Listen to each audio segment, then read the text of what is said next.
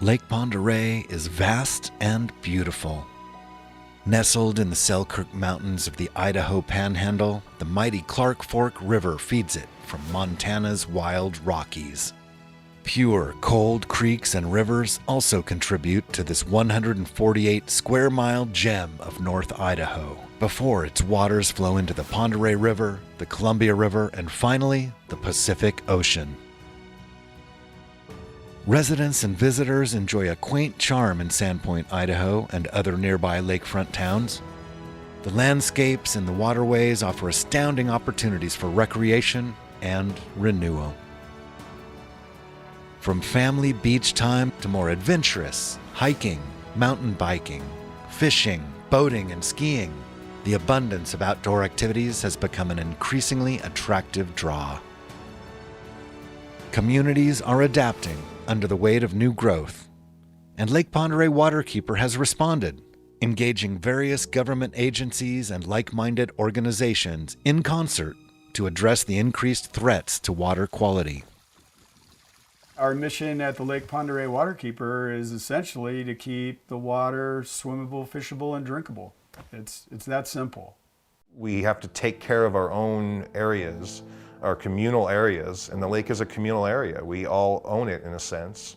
Drinking water is not a luxury, it's a necessity. Water is life. Without it, without clean water, you can't live. The Lake Pend Oreille Waterkeepers have been a great partner in maintaining and protecting water quality for the city.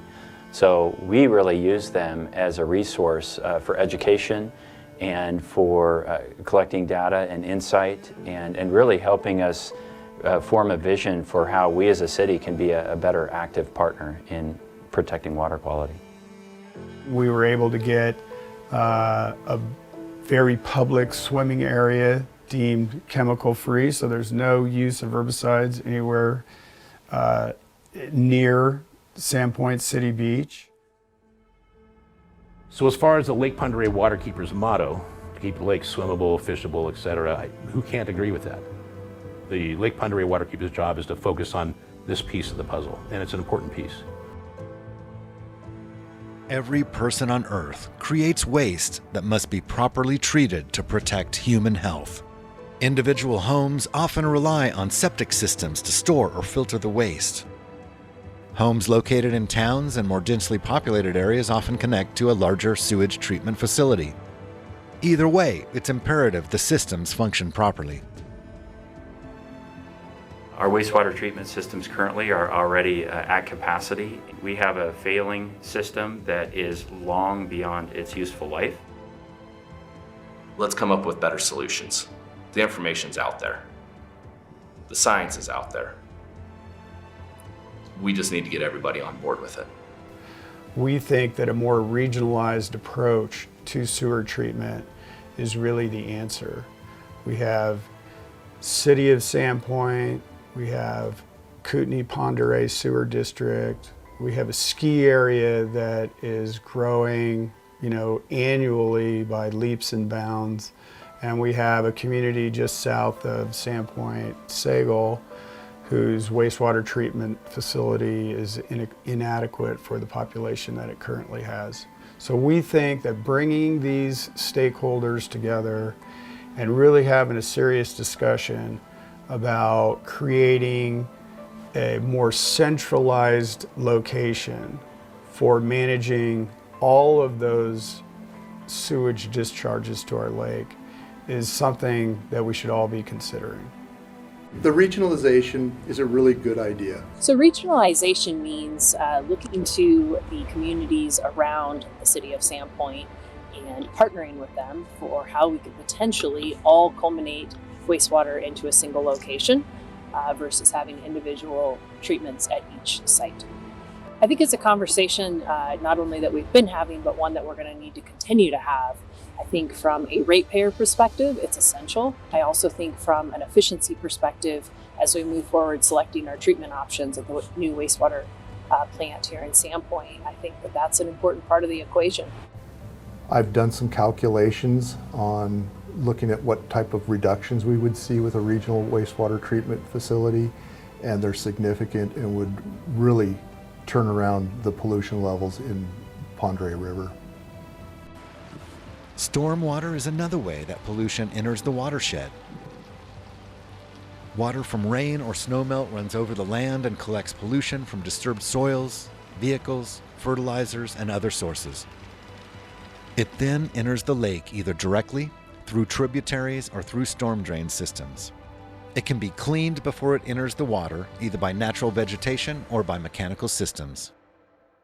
We need to ensure that we have regulations in place where we don't allow phosphates and other pollutants into the watershed that will impact water quality and impact the ecology of the water system. As a city, there's a lot that we can do to protect the stormwater that historically flows into the water system, that we need to capture that stormwater before it has an opportunity to enter the water stream and filter it and improve it. We can all make a difference in minimizing the amount of pollution that's incorporated in our stormwater. We can make sure that we do not let excess fertilizers or pesticides or anything of that nature flow into our stormwater. When people develop next to the shoreline, it gives an opportunity for contaminants, especially the fertilizer contaminants, to enter the lake. Some of the problems that are associated with shoreline development stem from the disturbance of the natural vegetation that occurs. This natural vegetation is really sort of a filter for all surface water and some groundwater prior to it actually getting into the lake. And we have laws that are there to protect what we call a vegetative buffer. Now is the best time to start really being careful about the regulations that we have, especially things like the shoreline setback. We really bring a lot of the science that would support larger setbacks than we currently have. I think it's just imperative that the regulations not be lessened, reduced, or diminished for the value of the developer at the expense of the neighbor, the public, the community. Without community, we have nothing. Lake Pend Oreille Waterkeeper's work is built on a foundation of scientific programs that inform our efforts to reduce pollution and improve water quality. This decade-long, state-of-the-art program offers training and tools that volunteers need to collect water samples and turn those samples into data that quantifies a number of pollutants. These volunteers are the backbone of the program and have contributed countless hours in sometimes harsh conditions to collect their samples. The volunteers are the heart of our program. They are the ones who make the program work.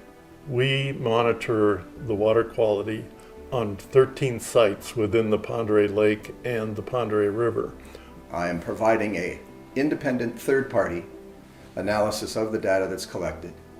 So when the Idaho Department of Environmental Quality wants to do something with this data, they know that it has been checked by a third-party independent, and that's me. There are some basic elements that are very important to determine whether a lake is polluted, and those are the ones that we've concentrated on in measuring. Everything that goes off to the lab gets tested twice. And those numbers have to fall within very precise guidelines that they're the same, so we know that it's valid. I've always really appreciated that Lake Pend Oreille Waterkeeper started the water quality monitoring program, because I think that's provided some really good information for everybody, and it's helpful just in terms of moving forward and what are some priority areas that need to be addressed. Based on our water quality monitoring program, we found that the health of the lake in general is very good. And I think that when we're out in some of the deep parts of the lake, we think, oh wow, this water is so clean and pure, but you can see the impacts in the shallow areas, and the water quality monitoring bears out that we are starting to see some problems with our water quality. Throughout this program, we've noticed that some of the shallow areas are much less healthy, and those are the ones that we are able to alert the Department of Environmental Quality about so that they can take measures to correct that problem. The Lake Pend Oreille Waterkeeper has assisted us in identifying a priority area in Boyer Slough. Their monitoring data directed us to look in more depth in that area, and we have since then are working on a water quality improvement plan with the local folks there and the wastewater treatment facility. And what I really appreciate and always have about the Lake Pend Oreille Waterkeepers is they were the first group that actually provided us, other than the government, any kind of metrics about the lake.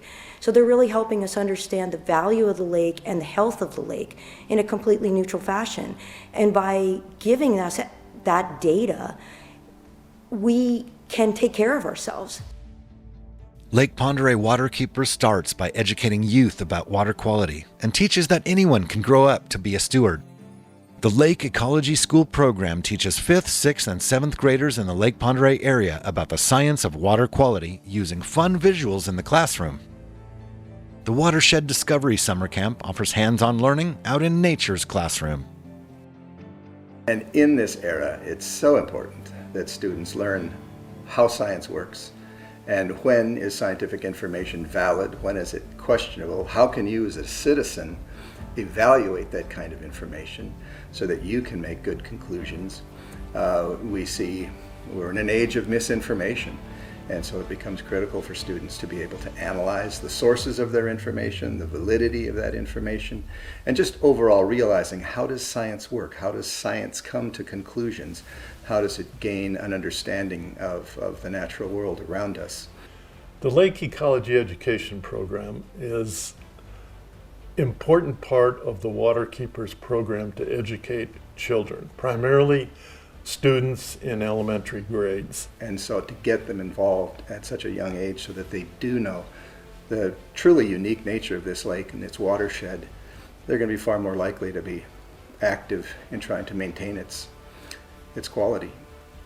Incidentally, an offshoot of programs that are in the elementary schools had the added benefit that oftentimes the students will go home and talk to their parents about it, and in the process the parents become educated as well.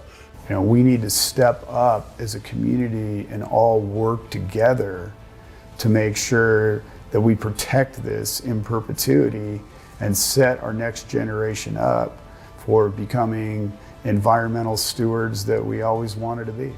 There are a variety of people that really, really care very deeply about this lake and how precious, how absolutely precious this lake is. And if we screw it up, if we let it get contaminated and overdeveloped, we're not going to get it back. But more and more, I feel people are starting to become aware of how important clean water actually is to our survival, and are taking the necessary steps in helping us to protect it. The donors to the Waterkeeper and the volunteers who make the Waterkeeper programs run, what I want to say to them is that I want to say a big thank you. Running the water quality monitoring program and the permanent staff is an expensive undertaking. We couldn't do it without the donors, and we couldn't do it without the volunteers who make up such a critical part of our overall program. One of the most important things that you can do as a citizen is just be in witness to something that you feel like is damaging to the water, and then make sure you either immediately take care of it yourself, and if you can't, call somebody like the Lake Pend Oreille Waterkeeper and let us know. With the right information, we can make a big difference.